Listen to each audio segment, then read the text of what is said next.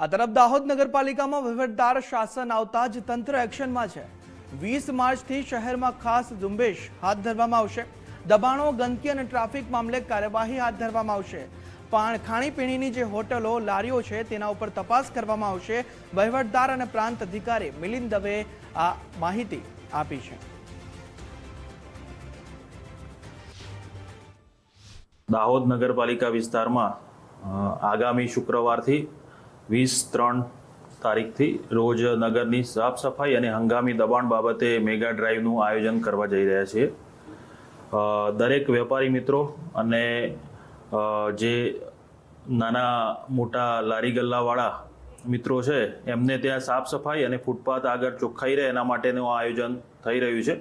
કોઈપણ પ્રકારની ચીજ વસ્તુઓ, વાહન કે બોર્ડ વગેરે મૂકીને જે પ્રકારનું ફૂટપાથ ઉપર દબાણ થાય છે એ ના થાય એના માટેના ડ્રાઈવનું આયોજન છે। જે દરરોજ અંદર પ્રવૃત્તિની અંદર કે ટ્રાફિકના કે કચરાના કે કોઈ એવા રોજિંદા જીવનના જે પ્રશ્ન હોય છે એને ઝુંબેશના ભાગરૂપે 20 તારીખથી અમે ટ્રાફિકનું તથા સિંગલ યુઝ પ્લાસ્ટિક બેન છે, 120 માઇક્રોનથી નીચેવાળી જે છે એ તમામનું અમે બેન કરીશું અને ટીમ બનાવી અને એમને કડક કાર્યવાહી કરીશું।